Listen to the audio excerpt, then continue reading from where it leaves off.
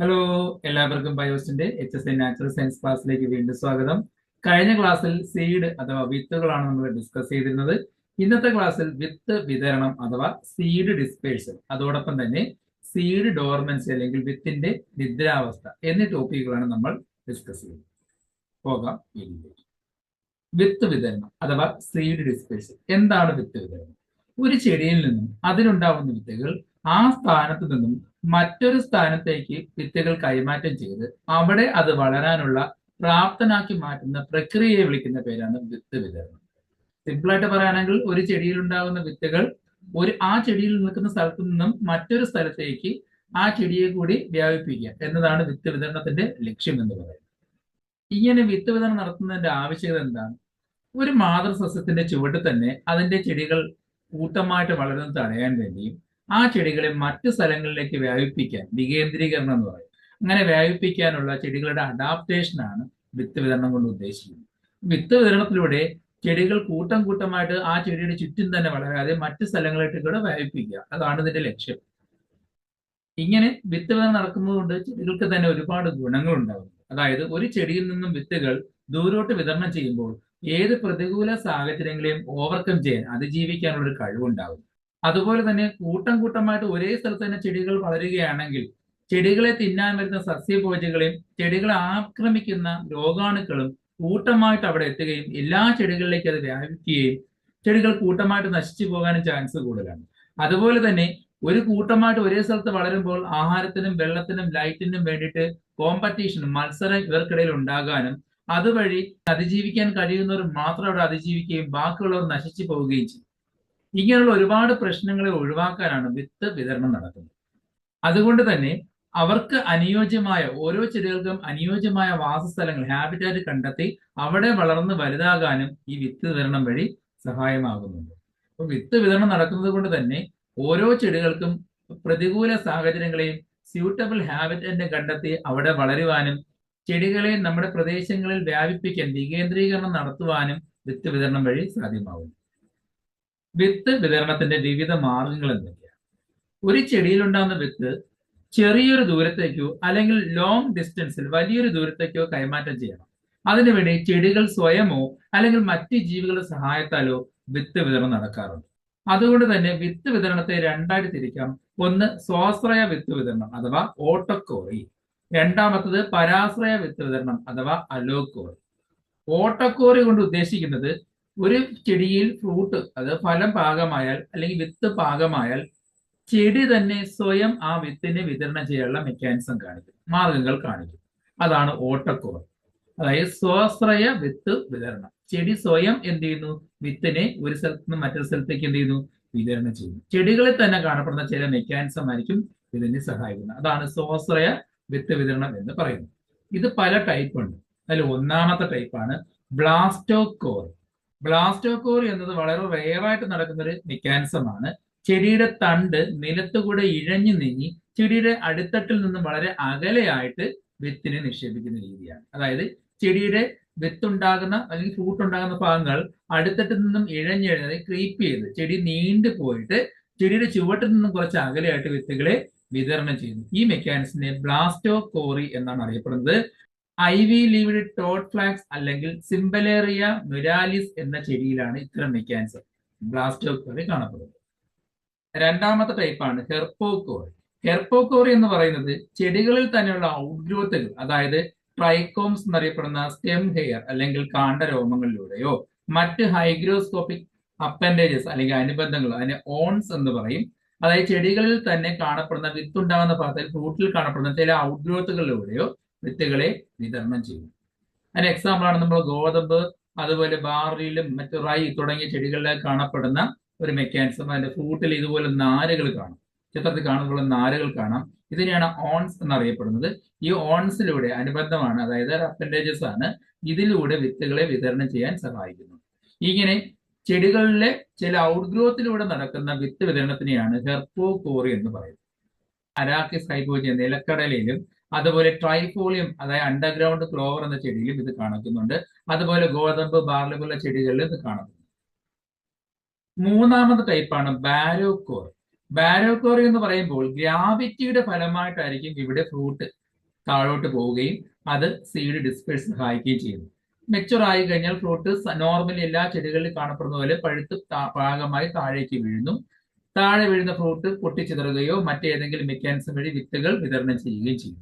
ഇതിനെയാണ് ബാരോകോറി എന്ന് പറയുന്നത്. ഗ്രാവിറ്റേഷണൽ ഫോഴ്സ്, ഭൂഗുരുത്വ ബലത്തിന്റെ അടിസ്ഥാനത്തിൽ നടക്കുന്ന വിത്ത് വിതരണത്തിനെയാണ് ബാരോകോറി എന്നറിയപ്പെടുന്നത്. ഉദാഹരണമായിട്ട് ചക്ക, ആപ്പിൾ, തേങ്ങ തുടങ്ങിയൊക്കെ താഴോട്ടാണ് വീഴുന്നത് അല്ലെ. പഴുത്ത് വലിയ ഫലങ്ങളായത് താഴോട്ട് വീഴുന്നു. ഗ്രാവിറ്റി ഉള്ളത് കൊണ്ട് താഴോട്ട് തന്നെ വീഴുന്നു. അവിടെ നിന്നും മറ്റു മൃഗങ്ങളുടെയോ മറ്റേതെങ്കിലും സഹായം, വെള്ളത്തിന്റെയോ വായുവിന്റെ സഹായത്താൽ മറ്റൊരു സ്ഥലത്തേക്ക് നീക്കപ്പെടുകയും അവിടെ നിന്ന് വിത്ത് വിതരണം നടക്കുകയും ചെയ്യുന്നു. അപ്പൊ താഴേക്ക് പതിച്ചിട്ട് പിന്നെ നിലത്ത് വീണ ശേഷം ഏതെങ്കിലും മറ്റു ഫാക്ടറിന്റെ സഹായത്താൽ വിത്ത് വിതരണം നടക്കുന്നതാണ് ബാരോകോറി എന്ന് പറയുന്നത്. അടുത്തതാണ് ബാലോകോറി. ബാലോകോറി വെച്ചാൽ ബാലിസ്റ്റിക് മൂവ്മെന്റിലൂടെ, പൊട്ടിത്തെറിക്കുന്ന മൂവ്മെന്റിലൂടെ ആയിരിക്കും വിത്തുകൾ വിതരണം ചെയ്യപ്പെടുന്നത്. ചില ചെടികളുടെ ഫലങ്ങൾ ഉണങ്ങിക്കഴിഞ്ഞാൽ അതിശബ്ദത്തോടെ, അത്യുഗ്ര ശബ്ദത്തോടെ പടക്കം പൊട്ടുന്ന രീതിയിൽ എന്ത് ചെയ്യുന്നു, പൊട്ടിത്തെറിക്കുകയും ആ ഒരു ഫോഴ്സിൽ, ആ പൊട്ടുന്ന ഫോഴ്സിൽ വിത്തുകൾ വളരെ ദൂരേക്ക് തെറിച്ചു പോവുകയും ചെയ്യുന്നു. എക്സാമ്പിൾ റബ്ബറിന്റെ കാ പൊട്ടുമ്പോൾ വലിയ സ്ഫോടനത്തോടെ പൊട്ടി വിത്തുകൾ തെറിക്കുന്നത് കാണാൻ കഴിയും. അതുപോലെ പയറുവർഗ്ഗങ്ങൾ, റുയല്ലിയ എന്ന് വെച്ചാൽ വളരെ കോമൺ ആയിട്ടുള്ള ഒരു ഗാർഡൻ പ്ലാന്റ് ആണ്.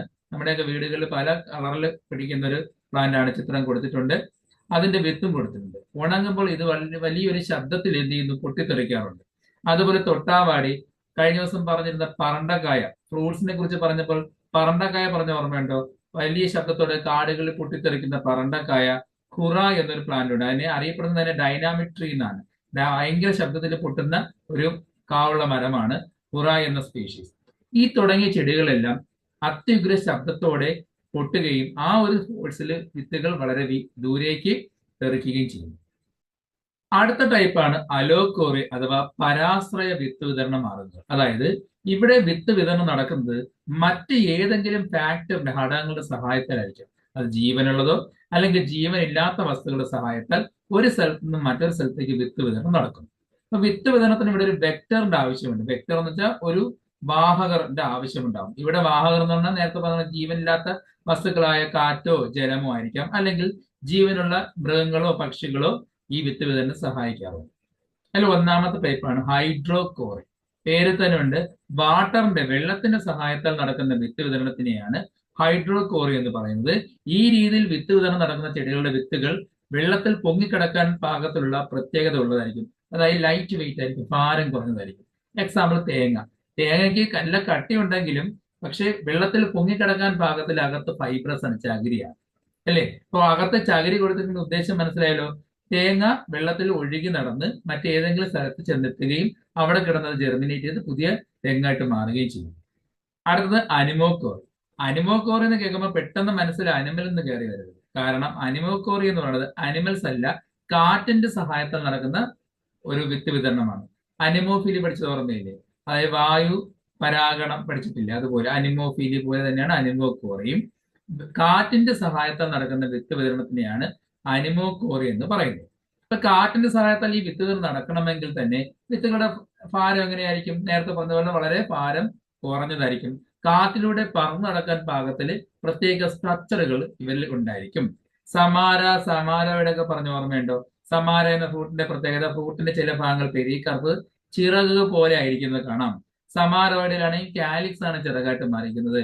ചില ചെടികളിൽ സീഡിന്റെ ചില ഭാഗങ്ങൾ ഹെയർ ആയിട്ട് മാറിയിട്ടുണ്ട്. അങ്ങനെ ചെടികളിൽ തന്നെ കാണപ്പെടുന്ന ചില പ്രത്യേക സവിശേഷതകളുടെ സഹായത്താൽ കാറ്റിലൂടെ പറന്ന് ഒരു സ്ഥലത്ത് നിന്ന് മറ്റൊരു സ്ഥലത്ത് ചിലപ്പോൾ വളരെ ദൂരത്തേക്ക് വിത്ത് വിതരണം നടക്കുന്നുണ്ട്.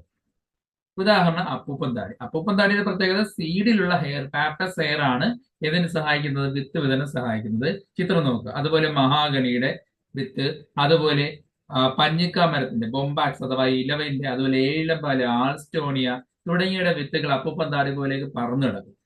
കാറ്റിലൂടെ വിത്ത് വിതരണം നടക്കുന്ന ചെടികൾക്ക് ഒരു പ്രത്യേകതയുണ്ട്. അവയുടെ ഫ്രൂട്ടിനുള്ളിൽ ഒരുപാട് വിത്തുകൾ പ്രൊഡ്യൂസ് ചെയ്യും.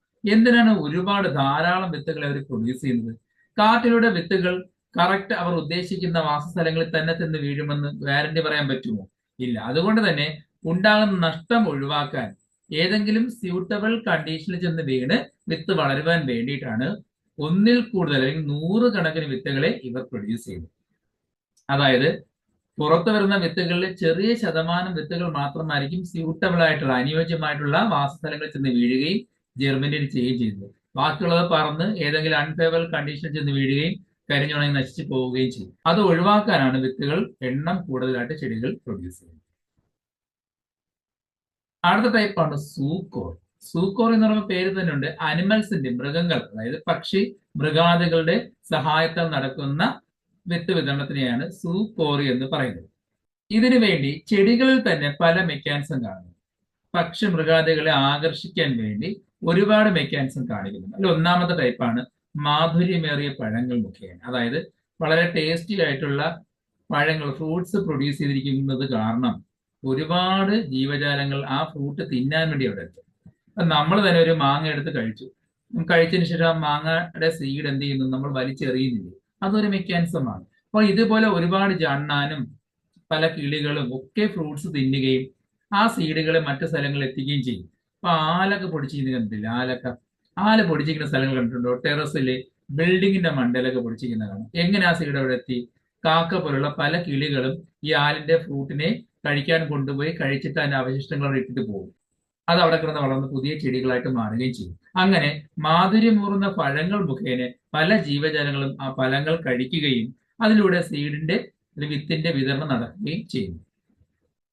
മറ്റൊരു പ്രത്യേകത, ചില ചെടികളുടെ സീഡുകൾക്ക് നല്ല കട്ടിയുള്ള സീഡ് കോട്ട്, വിത്തിന്റെ ആവരണം കാണപ്പെടും, ബീജകവചം കാണപ്പെടും. കട്ടിയുള്ള സീഡ് കോട്ട് ആയതുകൊണ്ട് അത് ഫുൾ ദഹിക്കില്ല. ആ ജീവികളിലൂടെ ആ വിത്ത് ഡൈജസ്റ്റീവ് സിസ്റ്റത്തിൽ ദഹന പ്രക്രിയയിലൂടെ കടന്നു പോവുകയും അവരെ എക്സ്ക്രീറ്റ് ചെയ്യുമ്പോൾ, വിസർജനം ചെയ്യുമ്പോൾ ആ വിത്തുകൾ പുറത്തു വരികയും പിന്നീട് അത് ജെർമിനേറ്റ് ചെയ്ത് മുളച്ച് പുതിയൊരു ചെടിയായിട്ട് മാറുകയും ചെയ്യും. ആ ദഹന വ്യവസ്ഥയിലൂടെ പുറത്തു വരുമ്പോൾ കട്ടി കുറയുകയും, അതായത് സീഡ് കോട്ടിന്റെ ലെയറിന്റെ കട്ടി കുറയുകയും വിത്ത് മുളയ്ക്കാൻ പാകമാവുകയും ചെയ്യും. അങ്ങനെ ഒരുപാട് ചെടികൾ കാണപ്പെടുന്നുണ്ട്. പേരക്കയും പപ്പായൊക്കെ എക്സാമ്പിൾ ആയിട്ട് വേണമെങ്കിൽ പറയാം. അതുപോലെ കൽവേരിയൻ ട്രീ പണ്ട് പഠിച്ചിട്ടുണ്ട്. കൽവേരിയൻ ട്രീയും ഡോഡോ ബേർഡും തമ്മിലുള്ള ബന്ധം ഇങ്ങനെയായിരുന്നു. കൽവേരിയൻ ഫ്രൂട്ട് ഡോഡോ ബേർഡ് കഴിക്കുമ്പോൾ അതിനെ എക്സ്ക്രീറ്റ് ചെയ്യുമ്പോൾ സീഡ് മാത്രമേ അത് ജെർമിനേറ്റ് ചെയ്ത് പുതിയ ചെടിയായിട്ട് വരികയുള്ളൂ. പക്ഷേ ഡോഡോ ബേർഡിനെ മനുഷ്യരെല്ലാം കൊന്നൊടുക്കിയപ്പോൾ പുതിയ കൽവേരിയൻ ട്രീയും പൊടിക്കാതായി എന്നൊരു നമ്മൾ കഥ പോലെ കേട്ടിട്ടുണ്ട് അല്ലെ? കൽവേരിയൻ ട്രീസിന്റെ എണ്ണം വളരെ കുറഞ്ഞിരിക്കുന്ന ഒരു മ്യൂച്വലിസം നമ്മൾ പഠിച്ച കാര്യമാണ്. ഇങ്ങനെ മൃഗങ്ങളുടെ ശരീരത്തിലൂടെ അവ വിസർജിക്കുമ്പോൾ വിത്തുകൾ വിതരണം നടക്കുന്ന പ്രക്രിയയ്ക്ക് ഒരു പേര് പറയും, എൻഡോസൂക്കോറി എന്ന് പറയും. എൻഡോസൂക്കോറി, ജീവികളുടെ ഉള്ളിലൂടെ കടന്നു പോയിട്ട് സീഡ് അല്ലെങ്കിൽ വിത്ത് വിതരണം നടക്കുന്നതിനെ എൻഡോസൂക്കോറി എന്നാണ് അറിയുന്നത്. അടുത്ത ടൈപ്പാണ് പശിമ അല്ലെങ്കിൽ മുള്ളുകൾ അല്ലെങ്കിൽ കൊളുത്തുകൾ. പശിമ മീൻസ് സ്റ്റിക്കി നേച്ചറുള്ള പശ പോലുള്ള വസ്തുക്കൾ, മുള്ളുകൾ, കൊളുത്തുകൾ. ഫ്രൂട്ടിലോ അല്ലെങ്കിൽ സീഡിലോ മുള്ളുകളോ കൊളുത്തുകളോ അല്ലെങ്കിൽ ഒട്ടിപ്പിടിക്കാൻ പറ്റുന്ന പശ പോലുള്ള വസ്തുക്കൾ ഉണ്ടെങ്കിൽ ഈ വെക്ടർ അല്ലെങ്കിൽ വാഹകരായിട്ടുള്ള ജീവികളുടെ പുറത്തത് പറ്റിപ്പിടിച്ചിരിക്കുകയും ഒരു സ്ഥലത്ത് നിന്ന് മറ്റൊരു സ്ഥലത്തേക്ക് സീഡ് ഡിസ്പേഴ്സിലാകുകയും ചെയ്യും. അതിനൊരു ബെസ്റ്റ് എക്സാമ്പിൾ ആണ് ഇത്തിൽക്കായ. ഇത്തിൽക്കായുടെ പ്രത്യേകത അതിന്റെ വിത്തിന് വളരെ സ്റ്റിക്കി നേച്ചർ ഉള്ളത് കൊണ്ട് ഇത് തിന്നുന്ന പക്ഷികളുടെ ചുണ്ടിൽ ഇത് ഒട്ടിപ്പിടിച്ചിരിക്കും. ഈ കിളി എന്ത് ചെയ്യുന്നു? മറ്റൊരു മരത്തിൽ ചെന്നതിന്റെ ചുണ്ടുകൾ അവിടുത്തെ ബ്രാഞ്ചില് ഉരച്ചിട്ട് ഈ ചുണ്ടിൽ പറ്റിപ്പിടിച്ചിരിക്കുന്ന വിത്തുകളെ കളയാൻ ശ്രമിക്കും. അങ്ങനെ കളയാൻ ശ്രമിക്കുന്ന വഴിയാണ് മാവിന്റെ കൊമ്പിലൊക്കെ വിത്തുകൾ എത്തിപ്പെടുകയും അവിടെ നിന്ന് വിത്തുകൾ വളർന്ന് പുതിയ പ്ലാന്റായിട്ട് മാറുകയും ചെയ്യും. ചില ചെടികളുടെ പ്രത്യേകത, അവയുടെ വിത്തുകൾക്കോ അല്ലെങ്കിൽ ഫ്രൂട്ടുകൾക്കോ കൊളുത്തുകൾ അല്ലെങ്കിൽ ഹൂക്സ് അല്ലെങ്കിൽ സ്പൈൻസ്, മുള്ളുകൾ കാണപ്പെടും. ഇത് ആ വാഹകരുടെ വ്യക്തികളുടെ ശരീരത്തിൽ പറ്റിപ്പിടിച്ചിരിക്കുകയും അവരിൽ നിന്നും ഒരു സ്ഥലത്ത് നിന്ന് മറ്റൊരു സ്ഥലത്തേക്ക് എന്ത് ചെയ്യുന്നു? ഈ വിത്ത് വിതരണം നടക്കുകയും ചെയ്യും. അവർ സഞ്ചരിക്കുമ്പോൾ അതോടൊപ്പം ഈ വിത്തുകൾ എന്ത് ചെയ്യുന്നു? കൈമാറ്റം അല്ലെങ്കിൽ വിതരണം ചെയ്യപ്പെടുകയും ചെയ്യുന്നു. അതിനൊരു ബെസ്റ്റ് എക്സാമ്പിൾ ആണ് സ്നേഹപ്പില്ല് അല്ലെങ്കിൽ ഓണപ്പില്ല് എന്നൊക്കെ പറയുന്നത്. നമ്മുടെ പറമ്പിലൊക്കെ കാണപ്പെടുന്ന, വയലിലൊക്കെ, പ്രത്യേകിച്ച് വയലിലൂടെയൊക്കെ നടന്നു പോകുമ്പോൾ ശരീരത്തിൽ ഡ്രസ്സിലൊക്കെ ഇങ്ങനെ മുള്ളുപോലെ പറ്റിപ്പിടിച്ചിരിക്കുകയും നമ്മൾ അതെന്ത് ചെയ്യുന്നു? കൈകൊണ്ട് നുള്ളിപ്പറകി കളയുകയും ചെയ്യും. അപ്പൊ അത്തരം മെക്കാനിസം എന്ന് പറയുന്നത് ഈ കൊളുത്തുള്ളത് കൊണ്ടാണ് ഇങ്ങനെ ഡ്രസ്സിലും മറ്റും അല്ലെങ്കിൽ മറ്റു മൃഗങ്ങളുടെ രോമത്തിലും മറ്റുമൊക്കെ പറ്റിപ്പിടിച്ചിരിക്കാൻ കാരണം. അത് ഒരു ബെസ്റ്റ് എക്സാമ്പിൾ ആണ് ചിത്രത്തിൽ കാണുന്നത്. എന്നാൽ മൃഗങ്ങളാണെങ്കിൽ എന്ത് ചെയ്യും? അവരുടെ ശരീരത്തിൽ പറ്റിപ്പിടിച്ചിട്ട് ഈ വിത്തുകളെ കൈകൊണ്ട് പറക്കി കളയാൻ കഴിയില്ലല്ലോ. അതുകൊണ്ട് അവരെന്ത് ചെയ്യുന്ന വെച്ചാൽ മരങ്ങളിലോ വേരുകളിലോ കൊണ്ട് ശരീരം നന്നായിട്ട് ഉരച്ചിട്ട് വിത്തുകളെ അവിടെ ഡിസ്പേഴ്സ് ചെയ്തിട്ട് പോവുകയാണ് ചെയ്യുന്നത്. അടുത്തതാണ് മിർമുക്കോറി, അതായത് ഉറുമ്പുകളുടെ സഹായത്താൽ നടക്കുന്ന വിത്ത് വിതരണം. ഉറുമ്പുകൾക്ക് ഇഷ്ടപ്പെട്ട ഒരു പദാർത്ഥം വിത്തുകളിൽ കാണപ്പെടുന്നുണ്ട്. ചില ചെടികളുടെ വിത്തുകളിൽ ഉറുമ്പുകൾക്ക് കഴിക്കാൻ പറ്റുന്ന അല്ലെങ്കിൽ അവരെ ആകർഷിക്കുന്ന ചില കെമിക്കൽസ് ഉണ്ടാകുന്നുണ്ട്. അതിന്റെ പേരാണ് എലൈസോം. ഈ എലൈസോം എന്ന പദാർത്ഥം ഈ വിത്തുകളിൽ കാണപ്പെടുന്നത് കൊണ്ട് തന്നെ ഉറുമ്പുകൾ ആകർഷിക്കപ്പെട്ട് അതിന്റെ അടുത്ത് വരികയും ഈ വിത്തുകളെ അവർ കൊണ്ടുപോകും, അവരുടെ കോളനിയിലേക്ക്, ഉറുമ്പിന്റെ കൂട്ടിലേക്ക് കൊണ്ടുപോകും. എന്നിട്ട് ഈ കെമിക്കൽ അല്ലെങ്കിൽ എലൈസോം എന്ന പദാർത്ഥത്തെ ഉറുമ്പുകളുടെ ലാർവകൾക്ക് കഴിക്കാൻ കൊടുക്കുകയും വിത്തുകളെ മണ്ണിനടിയിൽ അല്ലെങ്കിൽ കൂട്ടിൽ ഉപേക്ഷിക്കുകയും ചെയ്യുന്നു. പിന്നീട് ഈ കൂട്ടിൽ കിടന്ന് ഈ വിത്തുകൾ പൊടിച്ച് പുതിയ ചെടിയായിട്ട് മാറുകയും ചെയ്യും. ആ കൂട് നശിക്കപ്പെടുമ്പോൾ അല്ലെങ്കിൽ ഉറുമ്പുകൾ അവിടെ നിന്ന് കൂട് മാറുകയോ അല്ലെങ്കിൽ കൂട് നശിപ്പിക്കപ്പെടുമ്പോഴോ മറ്റു തരത്തിൽ വിത്തുകൾ ഏതെങ്കിലും തരത്തിൽ മണ്ണിന് പുറത്തേക്ക് വരുമ്പോഴോ മുളച്ച് പുതിയ ചെടിയായിട്ട് മാറുകയും ചെയ്യും. അടുത്തതാണ് മനുഷ്യരുടെ സഹായത്താൽ നടക്കുന്ന വിത്ത് വിതരണം. മനുഷ്യരുടെ സഹായത്താലും ഒരു ചെടികളിൽ നിന്ന് മറ്റൊരു സ്ഥലത്തേക്ക് വിത്തുകൾ വിതരണം ചെയ്യാറുണ്ട്. ഈ പ്രോസസ്സിനെ ഈ പ്രക്രിയയെ ആന്ത്രപ്പോകോറി എന്നാണ് അറിയപ്പെടുന്നത്. ഇവിടെ നമ്മൾ മനുഷ്യർ ചെയ്യുന്ന കാര്യങ്ങൾ തന്നെയാണ് നേരത്തെ പറഞ്ഞ പക്ഷി മൃഗാദികളും ചെയ്യുന്നത്. അവരെന്താ ചെയ്യുന്നത്? ഭക്ഷണം കഴിക്കാൻ വേണ്ടി അവർ സ്ഥലത്ത് മറ്റു സ്ഥലത്തേക്ക് കൊണ്ടുപോകുന്നത്. അതുപോലെ നമ്മൾ എന്ത് ചെയ്യുന്നു? നമ്മുടെ ആവശ്യങ്ങൾക്ക് വേണ്ടി ഫ്രൂട്ടുകളെയോ സീഡുകളെയോ ഒരു സ്ഥലത്ത് നിന്ന് മറ്റു സ്ഥലത്തേക്ക് കൊണ്ടുപോവുകയും നമ്മുടെ ആവശ്യം കഴിയുമ്പോൾ ആ വിത്തുകളെ വലിച്ചെറിയുകയും ചെയ്യും. ഇത് മാങ്ങ കഴിച്ചിട്ട് വലിച്ചെറിയുന്നു, അല്ലെങ്കിൽ നമ്മളൊരു ഫ്രൂട്ട് കഴിച്ചിട്ട് അതിന്റെ സീഡ് വലിച്ചെറിയുന്നത് പോലെ മറ്റ് പല ചെടികളുടെയും സീഡുകളെ ഇതുപോലെ ഒരു സ്ഥലത്ത് നിന്ന് മറ്റൊരു സ്ഥലത്തേക്ക് നമ്മൾ മനുഷ്യർ എന്ത് ചെയ്യുന്നു? കൈമാറ്റം ചെയ്യപ്പെടുന്നുണ്ട്. ഫോർ എക്സാമ്പിൾ എന്ന് പറയുന്നത് പാർത്തനിയം ഹിസ്റ്ററോഫോറസ് അഥവാ ക്യാരറ്റ് ഗ്രാസ് എന്നറിയപ്പെടുന്ന പോളൻ അലർജി ഉണ്ടാക്കുന്ന ഒരു ചെടിയുണ്ട്. ഇത് എങ്ങനെയാണ് ഇന്ത്യയിൽ എത്തിയത്? ഇന്ത്യയിൽ ഉണ്ടാവുന്ന ചെടിയല്ല ഇത് പുറത്തുനിന്ന് വന്ന ഒരു എക്സോട്ടിക് സ്പീഷീസ് ആണ്. എങ്ങനെ ഇന്ത്യയിൽ എത്തിയെന്ന് വെച്ചാൽ ഗോതമ്പ് കയറ്റുമതി ചെയ്ത് നമ്മുടെ നാട്ടിലേക്ക് ഇന്ത്യയിലേക്ക് ഗോതമ്പ് മെക്സിക്കോയിൽ നിന്നോ മറ്റൊന്നും ഗോതമ്പൊക്കെ എന്ത് ചെയ്യുന്നു? ഇങ്ങോട്ട് ഇമ്പോർട്ട് ചെയ്തപ്പോൾ ആ ഗോതമ്പിനോടൊപ്പം വന്ന ഒരു പ്ലാന്റ് ആണ് പാർത്തനിയം അഥവാ ക്യാരറ്റ് ഗ്രാസ്. കൂടുതലും ഇത് കാണപ്പെടുന്നത് റെയിൽവേ സ്റ്റേഷൻ, ഗോഡൌൺ പരിസരങ്ങളിലും മാർക്കറ്റ് ഇതുപോലെ ഡിസ്പേഴ്സൽ നടക്കുന്ന സാധനങ്ങളും ഫ്രൂട്ടും മറ്റും ഡിസ്പേഴ്സ് നടക്കുന്ന പല സ്ഥലങ്ങളിലും ഈ ചെടികൾ നമുക്ക് കാണാൻ കഴിയും. ക്യാരറ്റ് ഗ്രാസ് അഥവാ പാർത്തനിയം ഹിസ്റ്ററോഫോറസ് അത് ഒരു രാജ്യത്ത് നിന്നും മറ്റൊരു രാജ്യത്തേക്ക് കടന്നതാണ്. ഇങ്ങനെ നമ്മുടെ മനുഷ്യരുടെ സഹായത്താൽ മനുഷ്യരുടെ ഭക്ഷ്യ വിതരണവുമായി ബന്ധപ്പെട്ട് പല മേഖലകളിലേക്കും കൈമാറ്റം ചെയ്യുമ്പോൾ, ഇമ്പോർട്ട് ചെയ്യുമ്പോൾ അതോടൊപ്പം ഇതുപോലുള്ള സീഡുകളും കൈമാറ്റം ചെയ്യുന്നുണ്ട്, വിതരണം ചെയ്യുന്നുണ്ട്. അത് മനുഷ്യരുടെ സഹായത്തിൽ നടക്കുന്ന ഒരു പ്രോസസ്സാണ്. അതുകൊണ്ടാണ് ഇതിനെ ആന്ത്രപ്പോകോറി എന്ന് പറയുന്നത്. അടുത്തത് എന്തൊക്കെയാണ് ഈ വിത്തുകളുടെ ഉപയോഗങ്ങൾ? വിത്ത് കൊണ്ട് ഉപയോഗങ്ങൾ എന്തൊക്കെയാണ്? ഒന്ന്, കാർഷിക രംഗത്ത് അതിന്റെ അടിസ്ഥാനം എന്ന് പറഞ്ഞ വിത്തുകളാണ്. കൃഷി ചെയ്യണമെങ്കിൽ വിത്തുകൾ വേണം. രണ്ടാമത്, ഈ സംഭരിച്ചു വെച്ചിരിക്കുന്ന വിത്തുകളെ വേണമെങ്കിൽ അഡ്വേഴ്സ് കണ്ടീഷൻ, പ്രതികൂല സാഹചര്യങ്ങൾ വരുമ്പോൾ ആഹാരമായിട്ട് ഉപയോഗിക്കാൻ പറ്റും, അല്ലെ? ഒരു സോഴ്സ് ഓഫ് ഫുഡായിട്ട് നമുക്ക് ഉപയോഗിക്കാൻ പറ്റും. ഇനി വിത്തിന്റെ തോട് കട്ടിയുള്ളത് കൊണ്ട് തന്നെ വിത്തിനുള്ളിൽ ഭ്രൂണം സംരക്ഷിക്കപ്പെടുന്നുണ്ട്. വിത്തിനുള്ളിലാണല്ലോ എംബ്രിയോ പ്രൊട്ടക്ട് ചെയ്ത് കാണപ്പെടുന്നത്. ഒരു പുതിയ തലമുറയുടെ ആരംഭം വിത്തിലൂടെയാണ്, അല്ലെ? ഏതൊരു ഓർഗാൻസിന്റെയും അല്ലെങ്കിൽ ഏതൊരു ചെടിയുടെയും ആരംഭം, പുതിയ തലമുറ ഉണ്ടാകുന്ന വിത്തിലൂടെയാണ്. വിത്തിലൂടെയുള്ള വിതരണം വഴി ഒരു ചെടി മറ്റൊരു സ്ഥലത്തേക്ക് വ്യാപിപ്പിക്കാൻ സഹായിക്കുന്നു. ഒരു ഭൂപ്രദേശത്ത് നിന്നും ഒരു ചെടിയെ മറ്റൊരു സ്ഥലത്തേക്ക് എത്തിക്കാൻ ഈ വിത്തിന്റെ വിതരണം വഴിയും സഹായിക്കുന്നുണ്ട്. അടുത്തത്, വിത്തുമായി നമ്മൾ അറിഞ്ഞിരിക്കേണ്ട ഒരു കാര്യമാണ് വിത്തിന്റെ നിദ്രാവസ്ഥ അല്ലെങ്കിൽ സുഷുപ്താവസ്ഥ എന്ന് പറയും. സീഡ് ഡോർമൻസി എന്ന് പറയും.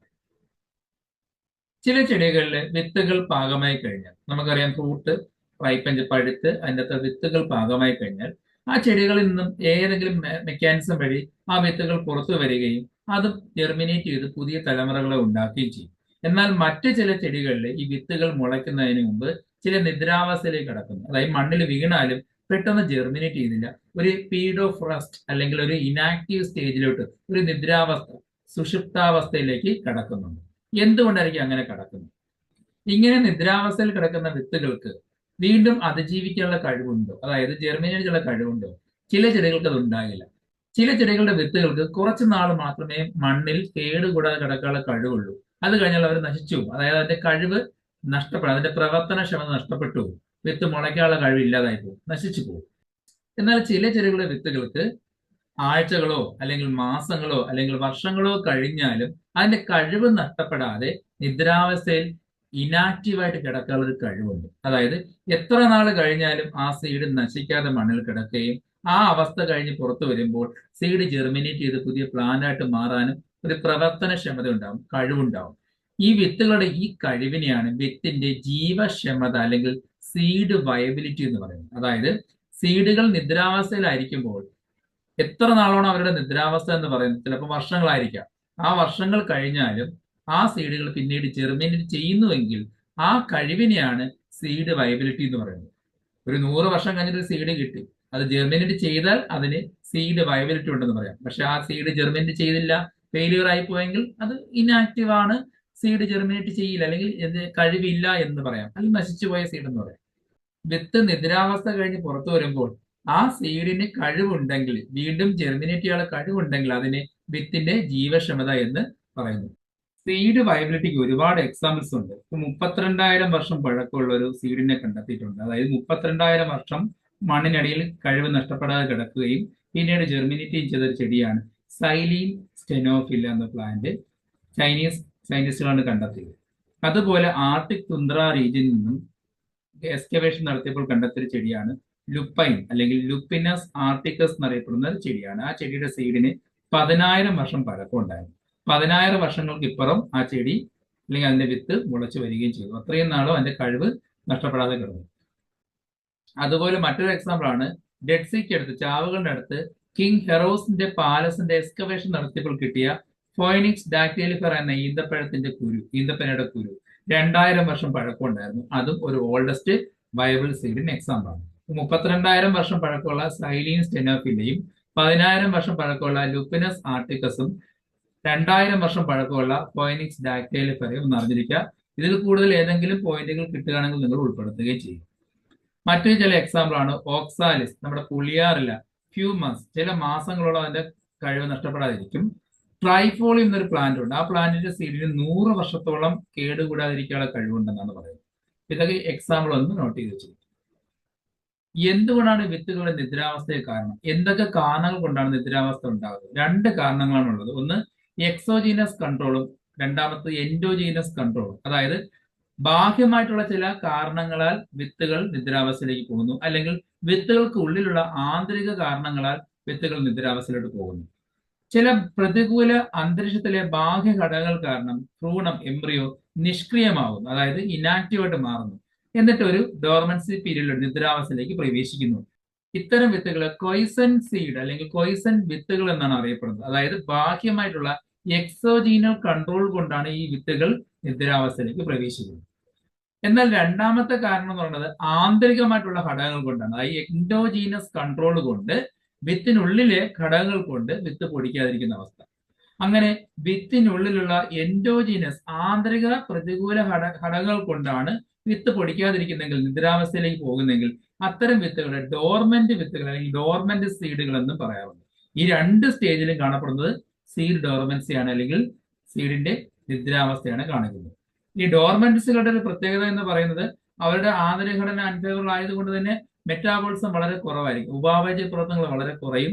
അതുപോലെ തന്നെ 10 മുതൽ 15% ജലത്തിന്റെ അംശം കുറയുകയും ചെയ്യും. ഇപ്പൊ ജലത്തിന്റെ അംശം കുറയുന്നു, മെറ്റാബോളിസം കുറയുകയാണെങ്കിൽ ആ സീഡുകൾ എന്ത് ചെയ്യും?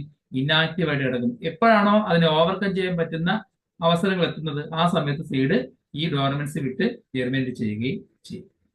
സീഡുമായി ബന്ധമുള്ള ഒരു കാര്യം കൂടെ ഉൾപ്പെടുത്തുകയാണ്. അതായത് എല്ലാ ഫ്രൂട്ട്സിലും ഉണ്ടാകുന്ന സീഡിന്റെ എണ്ണം നമുക്കറിയാം ലിമിറ്റഡ് ആണ്. എന്നാൽ ചില ചെടികളിൽ ഫ്രൂട്ടിനുള്ളിൽ ആയിരക്കണക്കിന്, ചിലതിൽ ലക്ഷക്കണക്കിന് കുഞ്ഞു വിത്തുകൾ ടൈനി സീഡ്സിനെ പ്രൊഡ്യൂസ് ചെയ്യുന്നുണ്ട്. അത്തരം ചെടികൾക്ക് എക്സാമ്പിൾ ആണ് 1 ആൽമരം ഫൈക്കസ് പ്ലാന്റുകൾ, 2 ഓർക്കിഡുകൾ, 3 ഒറോബാങ്ക്, 4 സ്ട്രൈഗ. ഇതിൽ ഒറോബാങ്കും സ്ട്രൈഗയും പാരസൈറ്റിക് പ്ലാന്റുകളാണ്. ഈ പറഞ്ഞിരിക്കുന്ന ചെടികളിലെല്ലാം തന്നെ ലക്ഷക്കണക്കിനോ അല്ലെങ്കിൽ ആയിരക്കണക്കിനോ ടൈനി സീഡ്, ചെറിയ സീഡുകളെ പ്രൊഡ്യൂസ് ചെയ്യുന്നു. ഇതുവഴി ഒരുപാട് ജനറേഷൻസിനെ ഉണ്ടാക്കാൻ ഇത്തരം ചെടികൾ കഴിയും. അതായത് ലിമിറ്റഡ് ടൈം കൊണ്ട് തന്നെ ഒരുപാട് ഡൈവേഴ്സിറ്റി വർദ്ധിപ്പിക്കാൻ ഈ സീഡുകൾക്ക് പറ്റുന്നുണ്ട്. അതിനു വേണ്ടിയിട്ടാണ് ഇത്തരം ചെടികളിൽ ആയിരക്കണക്കിന് സീഡുകളെ നൽകിയിരിക്കുന്നത്. ഇതും കൂടി ഒന്ന് നോട്ട് ചെയ്തു. ഇന്നത്തെ ക്ലാസ്സിൽ സീഡ് ഡിസ്പേഴ്സലും അതുപോലെ സീഡിന്റെ ഡോർമൻസിയെ കുറിച്ചാണ് ഡിസ്കസ് ചെയ്തത്. ക്ലാസ് മനസ്സിലായെന്ന് വിശ്വസിക്കുന്നു. ഇഷ്ടമായെങ്കിൽ ലൈക്ക് ചെയ്യുക, സബ്സ്ക്രൈബ് ചെയ്യുക. അടുത്ത ക്ലാസ്സിൽ പുതിയ ടോപ്പിക്കായിട്ട് കാണാം. എല്ലാവർക്കും ശുഭദിനം.